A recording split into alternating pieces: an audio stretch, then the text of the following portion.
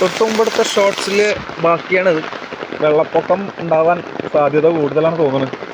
ഇപ്പോൾ കണ്ടില്ലേ, ഇവിടൊക്കെ വെള്ളം കയറി.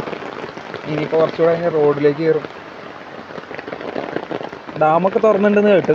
ഡാമൊക്കെ തുറന്നിട്ടുണ്ടെങ്കിൽ എന്തായാലും ഇത്രയും വെള്ളം കയറും. കഴിഞ്ഞ വെള്ളപ്പൊക്കത്തിൽ ഇതാ ഈ മതിലിൻ്റെ പകുതിയോളം വെള്ളം വന്നതാണ്.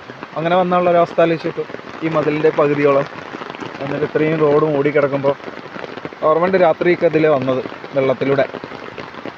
അപ്പുറ സൈഡിലൊരു റോഡുണ്ട് കേട്ടോ. ഇതാണ് സ്ഥലം. അപ്പം മഴ ആണെങ്കിൽ നിൽക്കണില്ല, മഴ നിൽക്കില്ല. ഇത്രയും പെയ്തുകൊണ്ടേ ഇരിക്കുന്ന സമയത്ത് എന്തായാലും വെള്ളം കയറിക്കൊണ്ടേ ഇരിക്കുള്ളൂ.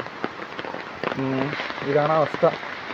സ്ഥലമൊക്കെ കാണാൻ നല്ല ഭംഗിയുണ്ട് അല്ലേ, പക്ഷേ വെള്ളം പൊങ്ങിയ പ്രശ്നം. എന്തായാലും നോക്കാം, ഇനി നമുക്ക് അടുത്ത ഒരു വീഡിയോയിൽ എത്ര പൊങ്ങി എന്നുള്ളത് കാണിക്കാം. എന്തായാലും ഇതിങ്ങനെ അപ്ഡേറ്റഡ് ആയിക്കൊണ്ടിരിക്കട്ടെ.